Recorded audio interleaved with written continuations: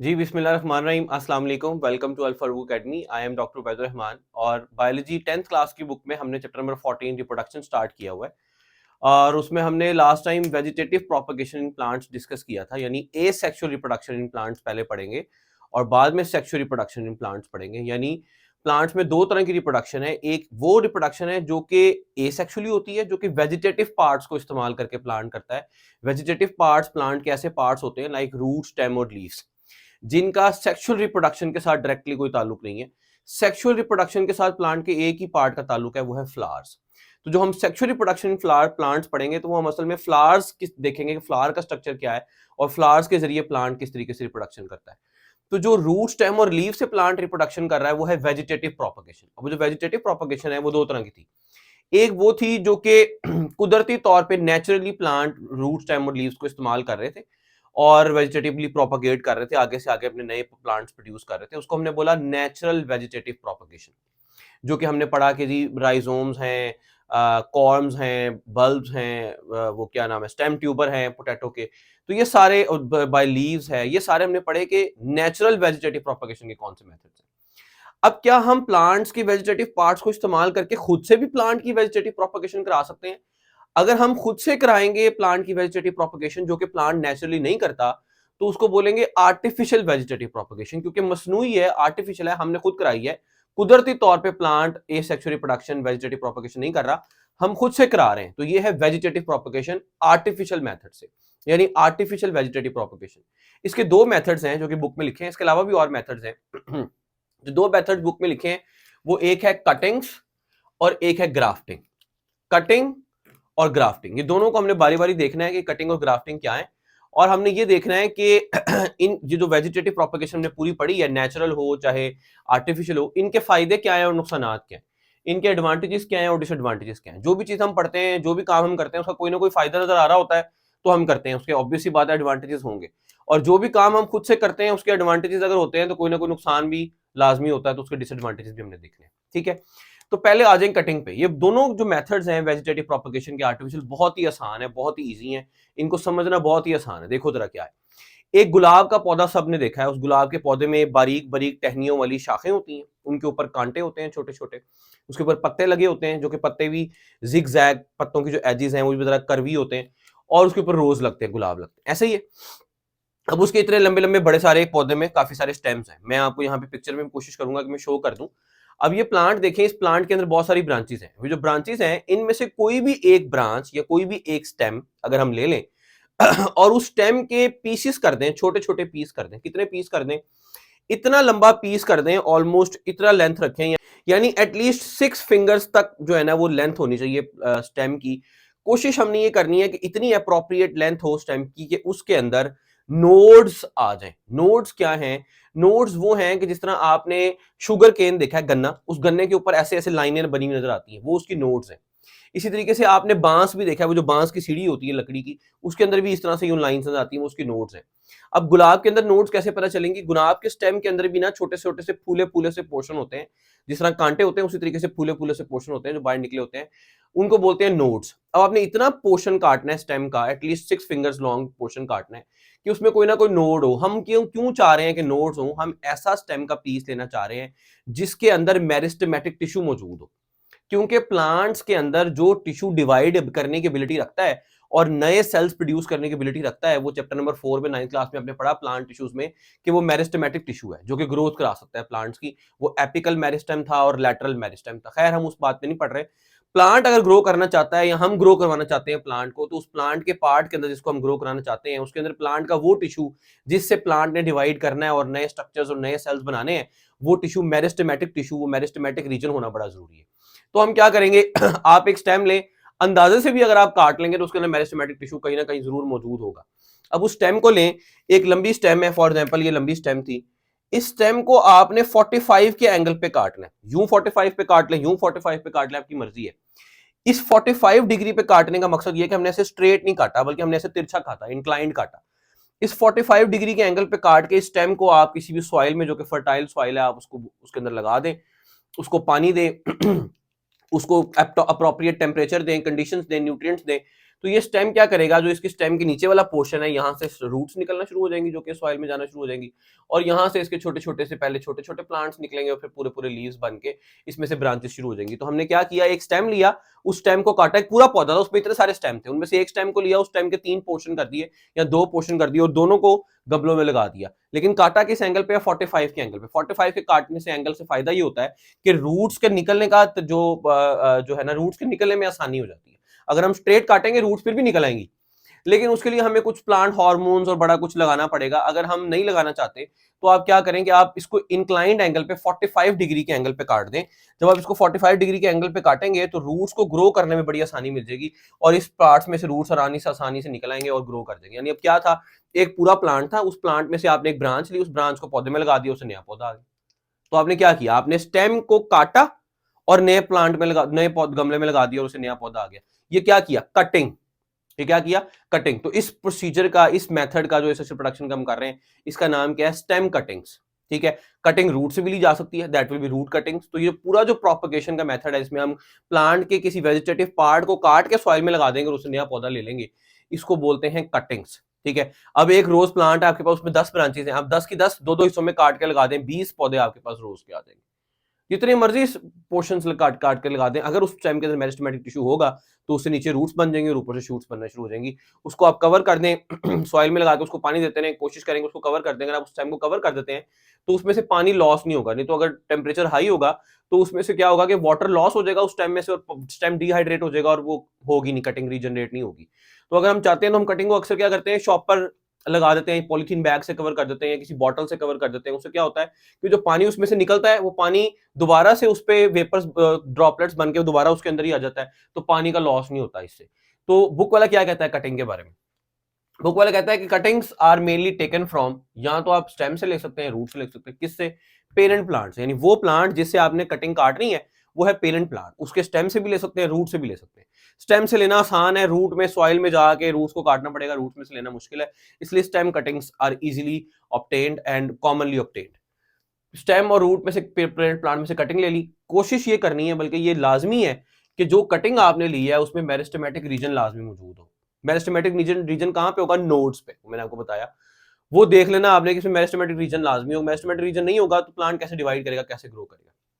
फिर क्या करो, जो ये आपने स्टेम काटा है इस स्टेम को सॉइल में प्लेस कर दो, और सॉइल में प्लेस करने के बाद उसको सूटेबल कंडीशंस दे दो। क्या सूटेबल कंडीशंस चाहिए उसको, न्यूट्रिएंट्स चाहिए, सॉइल में न्यूट्रिएंट्स होने चाहिए, जो कि minor minerals, major minerals, micro nutrients, macro nutrients जो कि प्लांट्स को चाहिए सारे मिलने चाहिए उसको।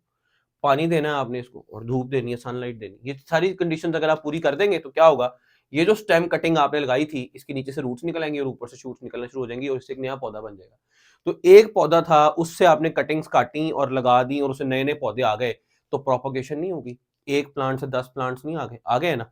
इसका मतलब ये है कि, और फ्लावर्स को इस्तेमाल किया कि वेजिटेटिव पार्ट्स को इस्तेमाल किया, वेजिटेटिव पार्ट्स को इस्तेमाल किया, तो ये क्या हो गया, वेजिटेटिव प्रोपगेशन। और खुद से हुआ है, नेचुरली हुआ है कि हमने कराया, तो क्या हो गया, artificial vegetative propagation by stem cuttings. ठीक है रूट्स और शूट्स डेवलप हो जाएंगे इसमें से, रूट्स नीचे से निकल आएंगी, ऊपर से शूट्स निकल आएंगी। जो ये रूट और शूट निकलेंगी और जो ये प्लांट बनेगा, this will be identical to the parent plant. जिस प्लांट से कटिंग काटी है, जिसका स्टेम लिया है, वही जो नया प्लांट होगा वो बिल्कुल वैसा ही होगा। क्यों, कोई फर्टिलाइजेशन नहीं हुई, कोई स्पर्म और एग नहीं मिले, कोई क्रॉसिंग ओवर नहीं हुई, कोई म्यूसिस नहीं हुई, वही प्लांट था, उसी की कैरेक्टरिस्टिक्स थी, उसी के प्लांट के पार्ट को उतार के दूसरी जगह पे लगा दिया है। तो जो नया पौधा होगा वो भी बिल्कुल वैसे ही होगा ना, सेम टू सेम वही होगा, वही उसके ही सेल्स हैं, उसी की बॉडी है, सब कुछ उसका है। तो जो नया प्लांट आएगा that will be identical to the parents. Artificial vegetative propagation से कौन कौन से प्लांट्स को हम प्रोपगेट कर सकते हैं, रोज को, गुलाब को, आईवी को और ग्रेप वाइन्स, अंगूरों की बेलों को। ठीक है, आईवी मैं आपको पिक्चर शो कर दूंगा दरख्त की के प्लांट कैसा नजर आता है।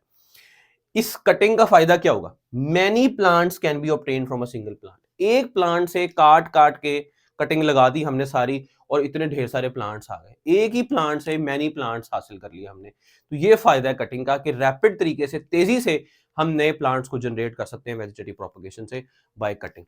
इस कटिंग के अंदर ही ना कटिंग के अंदर ही बुक वाले ने एक और एग्जांपल दी है जो कि स्वीट पोटैटो की एग्जांपल है। स्वीट पोटैटो क्या है, जो शकरकंदी है हमारे पास। ठीक है, it is an enlarged root. ये अब अंडरग्राउंड स्टेम नहीं है, जिस तरह स्टेम ट्यूबर जो था ना अपना आलू था, वो अंडरग्राउंड स्टेम था, लेकिन ये क्या है, ये अंडरग्राउंड रूट है, एनलार्ज रूट है। कि रूट को वैसे तो होना चाहिए था बारीक, लेकिन ये इतना फूल गया, बड़ा हो गया, शकरकंदी बड़ी सारी होगी, एनलार्ज रूट है।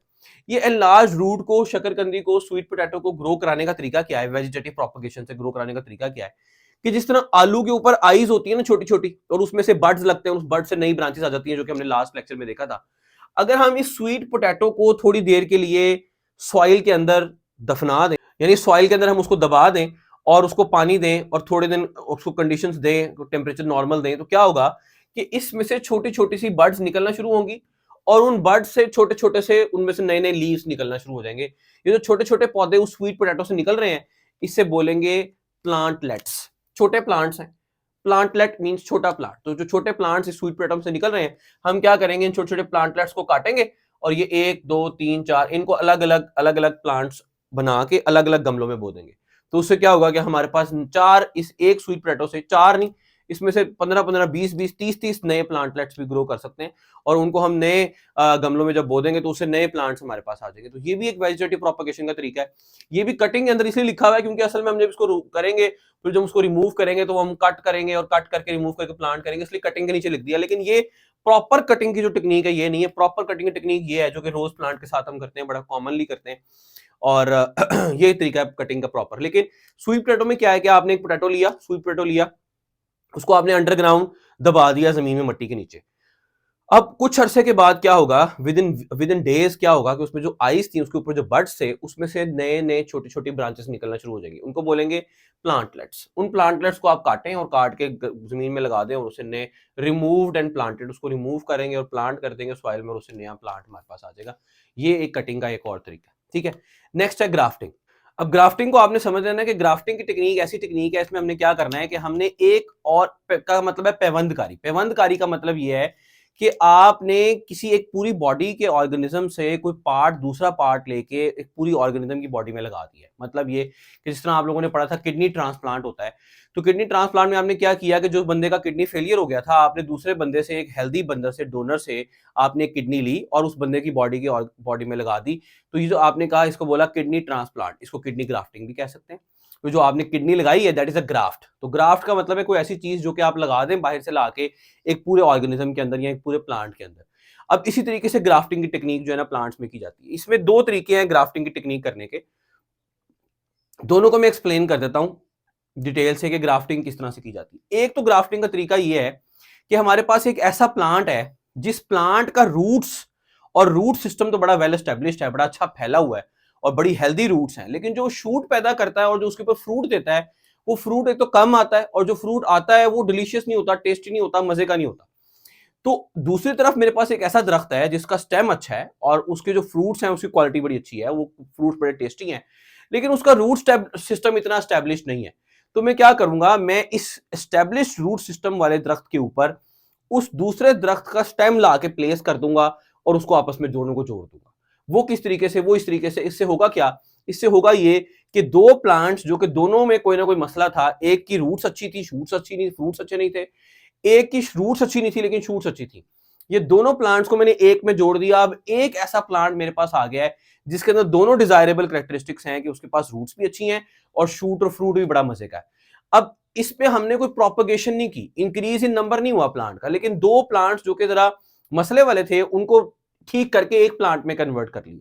इसको करेंगे कैसे, इसको करेंगे ऐसे कि जो एस्टेब्लिश रूट सिस्टम वाला प्लांट होगा उसके ऊपर दूसरे प्लांट की शूट को ला के हम ऐसे वेजिंग टेक्निक से ग्रो लगा देंगे। कैसे लगाएंगे कि हमने वेज बनाई होगी। वेज कैसे बनाई होगी कि एक ये जो दरख्त है जिसको रिसीव करने, जिसने रिसीव करना है उस शूट को, उसमें ऐसे वी बना देंगे काट के, और दूसरे ब्रांच के अंदर भी इसका ऐसे बनाएंगे कि ये इसके अंदर फिट हो जाए। इसको ऐसे काटेंगे कि काट के ऐसे इसको फिट करेंगे, दोनों दूसरे के फिट हो जाए, और उसके बाद फिर इसको डोरी से, रस्सी से या किसी टेप से ऐसे बांध देंगे ताकि ये दोनों ब्रांचेस जो है ना वो आपस में ग्रिप्ड रहें और गिरे ना।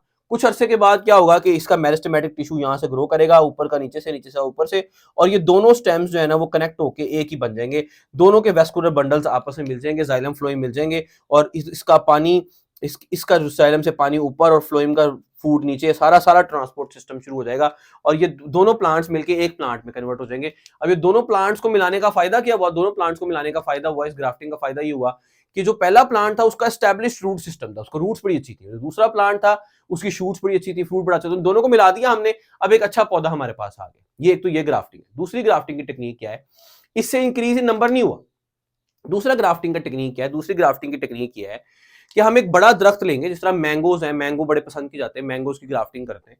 मैंगो का एक ट्री है, बड़ा बड़ा मोटा तना है उस मैंगो के ट्री का, उस मैंगो के ट्री के साइड से हम छोटा सा उसकी बार का पोर्शन स्टेम का काटेंगे।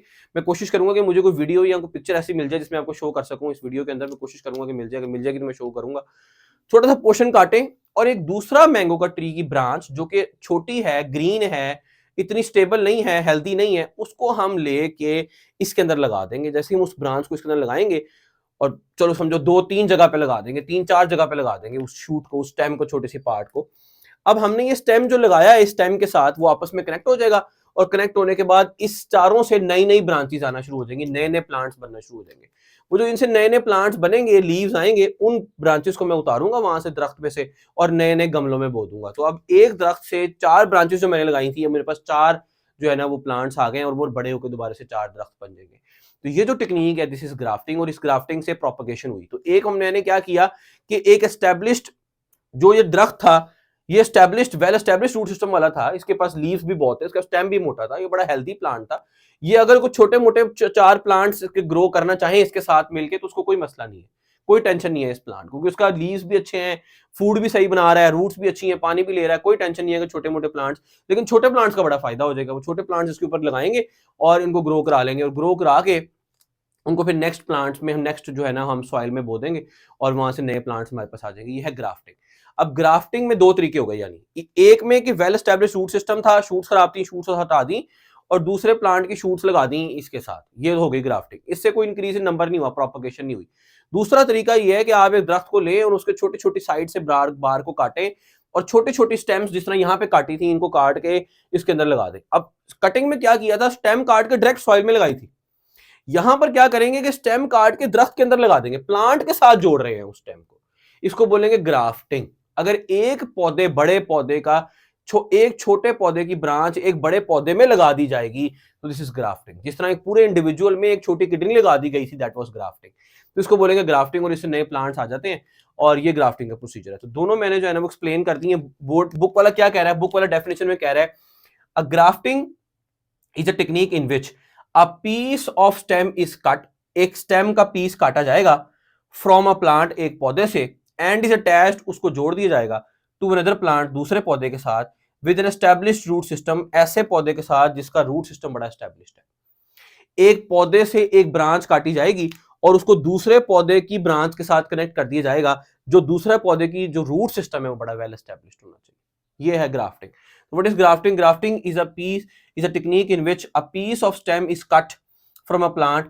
स्टेम का एक पीस काटा जाएगा एक पौधे से एंड इज अटैच्ड और जोड़ दिया जाएगा टू अनदर प्लांट, दूसरे पौधे के साथ, विद एस्टेब्लिश्ड रूट सिस्टम, जिस प्लांट का रूट सिस्टम बड़ा एस्टेब्लिश्ड होगा। ठीक है, और आपस में इनको कनेक्ट कर दिया जाएगा। फिर क्या होगा, कुछ अरसे के बाद वेस्कुलर बंडल्स कनेक्ट, आपस में मेरिस्टेमेटिक टिश्यू ग्रो करेंगे, वेस्कुलर बंडल जाइलम से मिल जाएगा, फ्लोएम से मिल जाएगा, पूरा स्टेम आपस में एक हो जाएगा। अब आप डोरी खोल दें, अब वो जो आपने सपोर्ट बांधी थी वो अभी से खोल दे, अब वो स्टेम पूरे का पूरा एक हो गया, अब जो उनके दरमियान गैप था वो फिल हो गया एंड दे ग्रो टुगेदर, और फिर वो इकट्ठा ग्रो करना शुरू कर देंगे और अच्छे प्लांट्स, अच्छी शूट्स बन जाएंगी और अच्छी फ्रूट्स जो है ना ये देंगे और हेल्दी प्लांट ग्रो कर जाएगा। तो ये 2 टेक्निक्स हैं आर्टिफिशियल वेजिटेटिव प्रोपगेशन की, एक कटिंग और एक ग्राफ्टिंग। ये दोनों टेक्निक्स मैंने आपको प्रॉपर्ली एक्सप्लेन कर दी हैं। अब जो भी काम हम करते हैं उसका कोई ना कोई फायदा भी होता है, नुकसान भी होता है। तो इस सारी आर्टिफिशियल वेजिटेटिव प्रोपगेशन या नेचुरल वेजिटेटिव प्रोपगेशन का फायदा क्या है, एडवांटेजेस क्या है? एडवांटेजेस आपके सामने देखो, आइडेंटिकल टू द पेरेंट। पहली बात तो ये है कि जो ये ऑर्गेनिजम्स आए हैं, ऑफस्प्रिंग्स आए हैं, वो बिल्कुल पेरेंट की तरह के हैं। कोई गमीट फॉर्मेशन नहीं हुई, कोई फ्यूजन ऑफ गमीट्स नहीं हुई, कोई म्यूसिस नहीं हुई, कोई सेक्सुअल रिप्रोडक्शन नहीं हुई, एसेक्सुअल रिप्रोडक्शन हुई है। एसेक्सुअल रिप्रोडक्शन में जब भी नए ऑफस्प्रिंग्स आते हैं तो वो पेरेंट्स की तरह के ही होते हैं। ठीक है, ये बात मैंने आपको बाइनरी फिशन में भी पढ़ाई, ये बात मैंने आपको जब एनिमल्स में सेक्सुअल प्रोडक्शन पढ़ाई तब भी पढ़ाई, सारी बात बताई कि जब एसेक्सुअल प्रोडक्शन होगी तो उसमें कोई म्यूसिस नहीं है, कोई फ्यूजन ऑफ गमीट्स नहीं है, कुछ भी नहीं है। उसमें जो नया ऑफस्प्रिंग आ रहा है वो बिल्कुल पेरेंट्स की तरह का है। अब अगर नया ऑफस्प्रिंग पेरेंट की तरह का आ रहा है, बिल्कुल आइडेंटिकल टू द पेरेंट्स हैं, तो उसका फायदा क्या है? उसका फायदा ये है कि देखो, हम जो कटिंग कर रहे हैं, अगर एक ऐसा प्लांट है रोज का मेरे पास, जो प्लांट की कोई भी खास अच्छी ब्रांचेस नहीं है उसका जो रोज है वो रोज का फूल भी बहुत घना नहीं है, बल्कि हल्के उसके कुछ पेटल्स हैं, चंद पेटल्स हैं उस रोज के अंदर, उसका कलर भी रेड अच्छा नहीं है, उसकी खुशबू भी अच्छी नहीं है, तो मैं ऐसे प्लांट की कटिंग करना चाहूंगा। मैं ऐसे प्लांट की कटिंग करना चाहूंगा जिसका स्टेम और नेटवर्क बड़ा अच्छा है, और उसके अंदर जो रोज लग रहा है वो बड़ा बड़ा तगड़ा, बड़ा घना रोज है, बड़ा हेल्दी रोज है, और उसके अंदर बहुत सारी पेटल्स हैं, उसका कलर बहुत रेड है, उसकी खुशबू बड़ी प्यारी है। मैं ऐसे प्लांट की कटिंग करना चाहूंगा। तो जब मैं ऐसे प्लांट की कटिंग्स लगा के नए प्लांट्स लूंगा, तो जो नए प्लांट्स आएंगे उनके अंदर जो गुलाब लगेगा वो भी बड़ा प्यारा होगा, वो भी खूबसूरत होगा, उसका भी कलर प्यारा होगा, उसकी खुशबू भी प्यारी होगी। इसका मतलब यह है कि जो पेरेंट्स की अच्छी कैरेक्टरिस्टिक्स थी वो ऑफस्प्रिंग में आ गई, वो ऑफस्प्रिंग में प्रिजर्व हो गई, और उस एक रोज के प्लांट से जो 10 रोज के प्लांट्स आए वो सब के सब वैसे ही आए जैसे पेरेंट की कैरेक्टरिस्टिक्स थी। तो फायदा नहीं हो गया? फायदा हो गया, एक बात। दूसरी बात, एक पौधा था उससे स्टेम काटे 10 पौधे लगा दिए, तो तेजी से नहीं आगे प्लांट्स, फुल स्पीड आगे प्लांट्स, रैपिड ग्रोथ है प्लांट्स की, रैपिड जनरेशन है प्लांट्स की। तो देखो जरा एडवांटेजेस में क्या एडवांटेज है। पहली advantage, all the offsprings are genetically identical to the parents. जितने भी ऑफस्प्रिंग्स आए हैं वो सारे पेरेंट्स जैसे, उनका जेनेटिक मेकअप सारा वही डिटो कॉपी है, 100% सेम टू सेम है जैसे पेरेंट्स का था। तो जो पेरेंट्स की कैरेक्टरिस्टिक्स थी वही ऑफस्प्रिंग्स में जानी है, सेम टू सेम। तो अगर पेरेंट्स में अच्छी कैरेक्टरिस्टिक्स थी तो वो भी ऑफस्प्रिंग्स में चली जाएंगी। अगर उनका फ्रूट अच्छा था तो नेक्स्ट जो प्लांट्स आएंगे उनका भी फ्रूट अच्छा होगा। अगर उनके फ्लावर्स अच्छे थे तो जो नेक्स्ट प्लांट आएंगे उनके फ्लावर्स भी अच्छे होंगे। सारी बेनिफिशियल कैरेक्टरिस्टिक्स प्रिजर्व हो जाएंगी। All the beneficial characteristics, desirable characteristics are preserve, वो महफूज हो गई हैं, वो नेक्स्ट जनरेशन में भी पास ऑन हो गई हैं। ये फायदा है वेजिटेटिव प्रोपगेशन का, एसेक्सुअल प्रोडक्शन का। All the offsprings are of same genetic makeup, सारे जेनेटिकली आइडेंटिकल है, सारों में वो बेनिफिशियल कैरेक्टरिस्टिक्स आगे चली गई। एक बात। दूसरी बात, रैपिड रेट ऑफ जनरेशन, बड़ी तेजी से प्लांट्स ग्रो किए, increase the number of plants is at rapid rate. तेजी से प्लांट्स आए, नहीं आए तेजी से, रैपिड तेजी से नहीं आए। एक प्लांट था, काट के 15 बना के लगा दिए, तो अब एक प्लांट से 15 पौधे आ गए हैं, तो एक महीने के बाद आ जाएंगे फॉर एग्जांपल। तो एक महीने के बाद अगर एक पौधे से 15 पौधे आ गए हैं तो ये कम स्पीड है, बहुत ज्यादा स्पीड है। इसके बजाय ये होता कि पोलिनेशन होती, फिर फ्रूट बनता, फिर फ्रूट पकता, फिर फ्रूट बड़ा होता, फिर उस फ्रूट के सीड निकालते, फिर सीड को बोते, फिर उसमें से महीना लगता नया प्लांट आने में, तो वो डिले काम था। अब ये काम क्या हो गया, बड़ा रैपिड रेट पे हो गया, स्पीड हो गया। ठीक है। इसके अलावा फ्लावर्स में क्या होता है कि वो पोलन ग्रेन्स एक फ्लावर के उड़े, दूसरे फ्लावर पे आके गिरे, पोलिनेशन उसी के उस पे गिरे, self pollination, cross pollination. Pollination कराने की कोई चक्कर जरूरत पड़ी है? नहीं। पोलिनेशन तो फ्लावर्स में होती है ना, वो हम सेक्सुअल रिप्रोडक्शन में पढ़ेंगे आगे इंशाल्लाह प्लांट्स में कैसे होती है। पोलिनेशन कराने की कोई जरूरत पड़ी? नहीं। तो पोलिनेशन की भी कोई जरूरत नहीं है, there is no need of pollination, pollination की कोई जरूरत नहीं है। फोर्थ एंड लास्ट एडवांटेज क्या है, वो ये है कि भाई देखें, जो प्लांट्स ऐसे हैं जो कि सीडलेस हैं, कुछ ऐसे फ्रूट्स हैं जो सीडलेस है, लाइक ग्रेप्स में बीज नहीं होता, बहुत सारे में, बनानास में बीज नहीं होता, पाइनएप्पल में सीड्स नहीं होता। तो अगर सीड ही नहीं है तो हम जमीन में क्या बो के फसल उगाएंगे, अगली क्या बोएंगे जमीन में तो नया दरख्त निकलेगा? सीड्स ही नहीं है। तो जो सीडलेस वैरायटीज हैं प्लांट्स की, उनको वेजिटेटिव प्रोपगेशन से ही ग्रो की जाता है, उसके अलावा कोई और तरीका ही नहीं है। कैसे ग्रो कर सकते हैं और ग्रो ही नहीं कर सकते। तो जो सीडलेस वैरायटीज हैं, plants bearing seedless fruits like grapes, bananas and pineapple, they can be grown only by vegetative propagation. इनको सिर्फ और सिर्फ वेजिटेटिव प्रोपगेशन से ही ग्रो की जा सकता है, किसी और तरीके से इनको ग्रो नहीं की जा सकता। ठीक है। तो ये इसके 4 एडवांटेज हैं कि एक तो ये कि पेरेंट्स की सारी कैरेक्टरिस्टिक्स प्रिजर्व हो जाएंगी, बेनिफिशियल कैरेक्टरिस्टिक्स, जो नेक्स्ट ऑफस्प्रिंग्स आएंगे वो सारे जेनेटिकली आइडेंटिकल होंगे, कोई जरूरत नहीं है पोलिनेशन कराने की, पोलिनेशन तो फ्लावर्स में होती है। रैपिड रेट में प्लांट्स इंक्रीज करके हैं, एक प्लांट से 10-10, 15-15 पौधे आ गए हैं और बड़ी स्पीड आ गए। प्लांट्स जो कि सीडलेस फ्रूट्स रखते हैं, जिनके अंदर बीज ही नहीं है, उनको भी हम वेजिटेटिव प्रोपगेशन, बल्कि उनको लाजमी वेजिटेटिव प्रोपगेशन से ग्रो कर सकते हैं, क्योंकि बीज ही नहीं है तो हम क्या बोएंगे मट्टी में तो नया प्लांट निकलेगा। ठीक है। अब अगर फायदे हैं तो कोई एक आधा नुकसान भी होगा। जो ये फायदा था ना कि all the offsprings are genetically identical, इसका मतलब ये है कि जो नेक्स्ट फसल आई है या जो नेक्स्ट ऑर्गेनिजम्स आए हैं, ऑफस्प्रिंग्स आए हैं, वो सारे के सारे पेरेंट्स की तरह के हैं। अब वो सारे के सारे पेरेंट्स की तरह के, अच्छा हो गया, चलो अच्छा हो गया कि बेनिफिशियल कैरेक्टरिस्टिक्स प्रिजर्व हो गई। लेकिन इसमें एक नुकसान भी है। नुकसान क्या है? नुकसान ये है कि पहले ये बात समझें कि जो ये आप 4 फ्रेंड्स हैं, 4-5 फ्रेंड्स हैं जो कि क्लास में बैठी हुई हैं या बैठे हुए हैं, अब हाँ, आप चारों पांचों की शक्लें एक दूसरे से नहीं मिलती, आपकी हाइट नहीं मिलती, स्किन कलर नहीं मिलता, आपको कुछ भी नहीं मिलता। इसलिए नहीं मिलता क्योंकि आपकी जेनेटिक मेकअप एक दूसरे से मुख्तलिफ है, क्योंकि आपका डीएनए एक दूसरे से मुख्तलिफ है, आपकी जीन्स एक दूसरे से मुख्तलिफ है। इसका फायदा क्या है? इसका फायदा यह है कि आप चारों यूनिक हैं। इसका फायदा यह है कि आपकी इम्यूनिटी, इम्यून सिस्टम भी एक दूसरे से मुख्तलिफ है। अब फॉर एग्जाम्पल समझें कि आप 4 में से किसी एक को जुकाम हो गया, वायरल इन्फेक्शन हो गई, तो उसने छींक मारी, तो उसने हाथ वो सारे दोस्तों से मिला लिया, या वो छींक मार ही रहे हैं तो ड्रॉपलेट्स भी उड़ के चले जाते हैं। अब आप कहेंगे आय हाय सर, तो वो ये होता ही है ना, ये होता ही है, मैं कौन से कोई ऐसी अनहोनी एग्जांपल दे रहा हूँ। अब जो वो वायरस गया है 4 बंदों के अंदर, 4 फ्रेंड्स के अंदर, उनमें से 2 बीमार हो गई, 2 बीमार नहीं हुई। अब वो जो 2 बीमार हो गई, उनके अंदर जुकाम खांसी या बुखार हो गया, वो जो बाकी 2 थी उनमें कोई सिम्टम्स नहीं आए डिजीज के, ना उनको बुखार हुआ, ना जुकाम हुआ, ना खांसी हुई। उन 2 को क्यों नहीं हुआ? उन 2 को इसलिए नहीं हुआ क्योंकि उनकी इम्यूनिटी ने फाइट किया और उस वायरस को किल कर दिया और वो बीमार नहीं हुई। लेकिन बाकी 2 बीमार हो गई, इसका मतलब वो उनकी इम्यूनिटी वीक थी और उनको वो वायरस लगा तो उनको सिम्टम्स आ गए। ठीक है। अब अगर इन चारों का जेनेटिक मेकअप सेम होता, इन चारों की जो जीन्स थी वो सेम होती, ये चारों जेनेटिकली आइडेंटिकल होते, तो इन चारों की इम्यूनिटी भी सेम होती। अब अगर इन चारों की इम्यूनिटी सेम होती और वो 5वीं छींक मारती तो चारों की चारों बीमार हो जाती कि नहीं हो जाती? चारों की इम्यूनिटी सेम है। अब इसी तरीके को लेके आओ प्लांट्स के ऊपर। अब प्लांट्स में लेके आओ इस बात को कि प्लांट्स में ये फसल लगी हुई है, सारे जेनेटिकली एक जैसे हैं। अगर कोई बैक्टीरियल या फंगल अटैक हो गया उस फसल के ऊपर तो सारी की सारी फसल में नहीं हो जाएगा, पूरी की पूरी फसल तबाह हो जाएगी। क्यों? क्योंकि हर पौधे की अपनी अपनी इम्यूनिटी नहीं है कि एक पौधे को इन्फेक्शन हो गई है, दूसरा का मैं लड़ लूंगा इससे। और भाई तुम्हारी भी तो जीन्स वही है जो पहले पौधे की थी, आप कैसे लड़ लोगे? आप भी नहीं लड़ सकते, कोई भी नहीं लड़ सकता, सारी की सारी फसल खराब हो जाएगी। तो यही बात डिसएडवांटेज बुक वाले लिखी है, they do not have genetic variations. Do not have genetic variations का मतलब है दे आर जेनेटिकली आइडेंटिकल, वो बिल्कुल जेनेटिकली आइडेंटिकल है। तो उनमें वेरिएशंस तो कोई है ही नहीं, चेंजेस तो है ही नहीं, जीन सारी सेम है, वेरिएशन नहीं है, चेंजिंग नहीं है, सारी की सारी जीन्स एक जैसी हैं।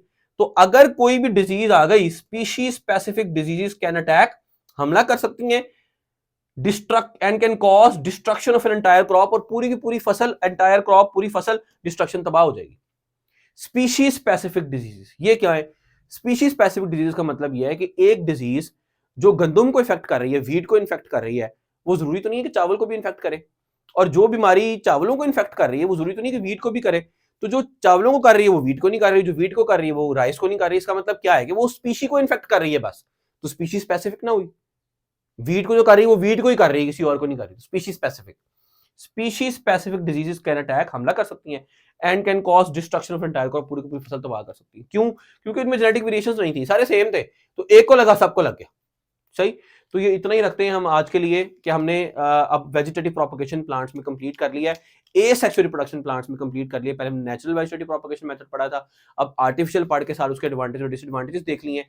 अब नेक्स्ट हम सेक्सुअल रिप्रोडक्शन इन प्लांट्स के ऊपर चलेंगे कि प्लांट्स में फ्लावर्स के जरिए सेक्सुअल रिप्रोडक्शन कैसे होती है। ठीक है, अपना ढेर सारा ख्याल रखें, हमें दुआओं में याद रखें। अल्लाह हाफिज।